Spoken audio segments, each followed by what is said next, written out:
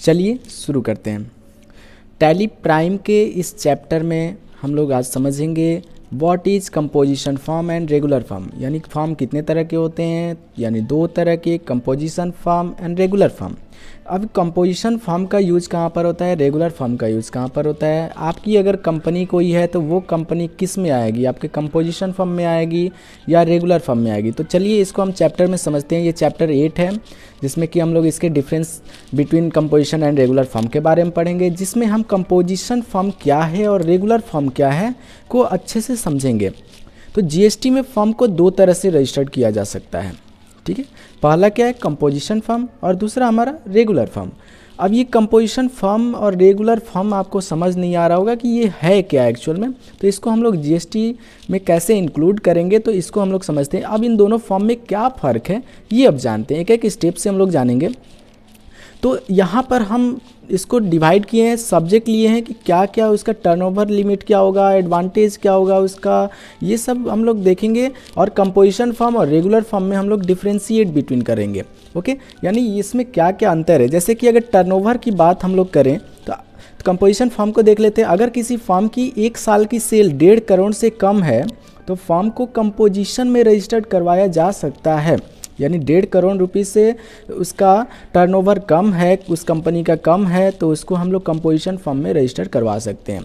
वैसे ही regular form की बात कर लें तो अगर किसी फॉर्म की 1 साल की सेल 1.5 करोड़ से ज़्यादा है तो फॉर्म को रेगुलर में रजिस्टर्ड करवाना अनिवार्य है, ठीक है। नेक्स्ट हम लोग देखते हैं ऑप्शनल रजिस्ट्रेशन के बारे में। कंपोजिशन फॉर्म की देख लेते हैं। अगर फॉर्म की 1 साल की सेल 1.5 करोड़ से कम है तो प्रोप्राइटर चाहे तो रेगुलर में भी रजिस्ट्रेशन करवा सकता है। यानी जो उसका मालिक होगा, कंपनी का मालिक होगा, वो क्या करा सकता है, 1.5 करोड़ से कम भी है तो उसको रजिस्ट्रेशन करवा सकता है। और रेगुलर फॉर्म की बात करें तो रेगुलर के लिए कोई ऑप्शनल रजिस्ट्रेशन नहीं है, इसके लिए ऑप्शनल रजिस्ट्रेशन कोई नहीं है।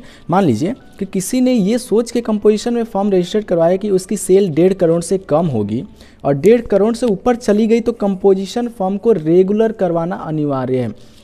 तो यहाँ पर सीधा सीधा अर्थ ये निकलता है कि अगर आपकी कंपनी 1.5 करोड़ से ज़्यादा की सेल करती है, ज़्यादा की टर्नओवर करती है पूरे साल भर में, तो आपको रेगुलर फॉर्म करवाना अनिवार्य है। अगर आपकी फॉर्म कंपोजिशन में है फिर भी आपको कन्वर्ट कराना पड़ेगा रेगुलर फॉर्म में, ठीक है। अगर जीएसटी रिटर्न की बात करें तो कंपोजिशन फॉर्म को क्वार्टरली रिटर्न यानी 3 महीने में एक बार, क्वार्टरली जानते हैं हम लोग कि 3 महीने को क्वार्टरली बोलते हैं, 6 महीने को हम लोग बोलते हैं हाफ ईयरली, पूरे साल भर को एनुअली बोलते हैं। तो क्वार्टरली रिटर्न यानी 3 महीने में एक बार लगाना पड़ता है, जिसे CMP 08 रिटर्न कहते हैं। इसका नाम याद रखिएगा, CMP 08 रिटर्न कहते हैं किसको, कंपोजिशन फॉर्म वाले को। रेगुलर फॉर्म को हर महीने एक रिटर्न लगाना होता है जिसे GSTR 3B रिटर्न कहते हैं। जो भी कंपनी रेगुलर फॉर्म में रजिस्टर्ड है उसे हर महीने एक रिटर्न लगाना पड़ता है जिसे GSTR 3B रिटर्न कहते हैं।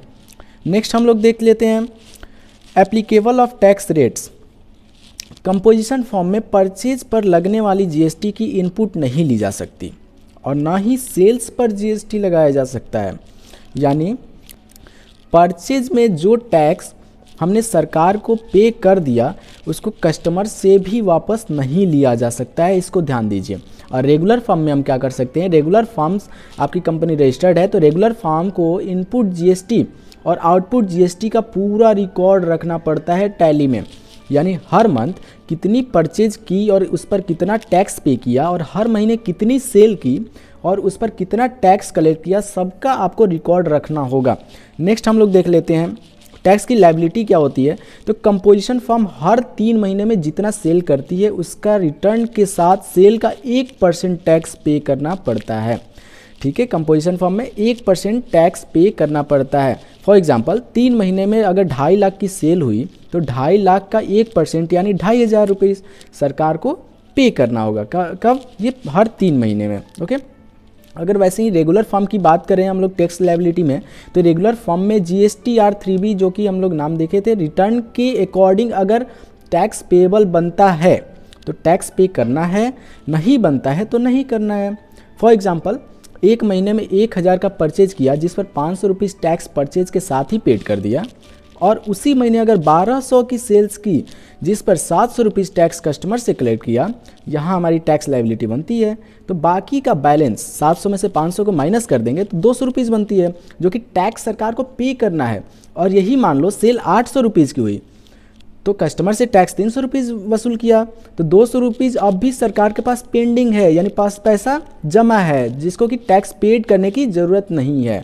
समझ में आया आपको रेगुलर फॉर्म और कंपोजिशन फॉर्म में। नेक्स्ट हम लोग देख लेते हैं कि इसका एग्जाम्पल ऑफ एंट्री कैसे होता है। कंपोजिशन फॉर्म में टैली में परचेज या सेल्स की एंट्री करने पर SGST एंड CGST या IGST नहीं लगाया जाता है। डायरेक्ट टैक्स इंक्लूड आइटम की वैल्यू डालकर एंट्री कर दी जाती है। अगर रेगुलर फॉर्म की बात करें, रेगुलर फॉर्म में टैली में परचेज या सेल्स की एंट्री करने पर आइटम की टैक्सेबल वैल्यू अलग लिखी जाती है और उस पर लगने वाला टैक्स SGST एंड CGST या IGST लगाया जाएगा। इसको बात को समझिएगा। अगर नेम ऑफ इनवॉइस की बात करें तो कंपोजिशन फॉर्म में जो बिल बनता है उसे बिल ऑफ सप्लाई कहते हैं। क्या कहते हैं?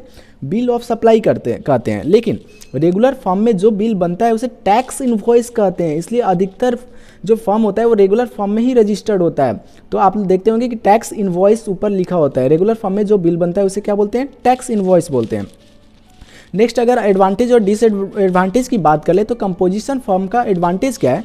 तो कंपोजिशन फॉर्म में बुक्स कीपिंग करना ईजी है और क्वार्टरली रिटर्न यानी 3 महीने में केवल एक ही रिटर्न लगाना पड़ता है और साल भर में कितना हो गया? 4 रिटर्न हो गया। वैसे ही अगर रेगुलर फॉर्म की एडवांटेज की बात करें तो रेगुलर फॉर्म में परचेज पर इनपुट टैक्स लिया जा सकता है। परचेज पर इनपुट टैक्स लिया जा सकता है और सेल्स पर दूसरी फॉर्म को टैक्स दिया जा सकता है। यानी अगर कोई कस्टमर रेगुलर फॉर्म में रजिस्टर्ड है और वो इनपुट लेने के लिए इनवॉइस मांग ले तो दिया जा सकता है। ठीक है। अगर कंपोजिशन फॉर्म की डिसएडवांटेज की बात करें तो अगर कोई कस्टमर रेगुलर फॉर्म में रजिस्टर्ड है और कंपोजिशन फॉर्म वाले से इनपुट लेने के लिए विद टैक्स इनवॉइस मांगे तो नहीं दिया जा सकता है।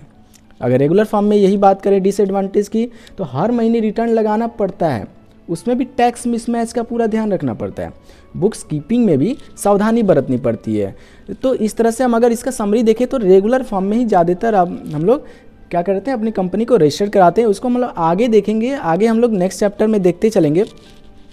तो ये कंपोजिशन और रेगुलर फॉर्म में डिफरेंट है। ज़्यादातर लोग फॉर्म को रेगुलर में ही रजिस्टर करवाते हैं, जैसा कि मैंने बताया। उम्मीद करता हूं कि आपको अच्छे से समझ में आ गया होगा। हम आगे के चैप्टर में जो भी सीखेंगे फिलहाल रेगुलर फॉर्म के अकॉर्डिंग ही सीखेंगे। समझ में आया आपको? यानी रेगुलर फॉर्म के अकॉर्डिंग ही हम लोग टैली प्राइम और टैली RP9 को आगे बढ़ाएंगे। कंपोजिशन फॉर्म की अकाउंटिंग बहुत ही आसान है। रेगुलर फॉर्म की अकाउंटिंग सीखने के बाद कंपोजिशन फॉर्म को भी अकाउंटिंग सिखाऊंगा। फिलहाल हम रेगुलर फॉर्म की अकाउंटिंग सीखेंगे। तब तक के लिए धन्यवाद। वीडियो को लाइक करिए, शेयर करिए, सब्सक्राइब करिए, हमें प्रमोट करिए तो आपको वीडियो रोज़ रोज़ मिलेंगे।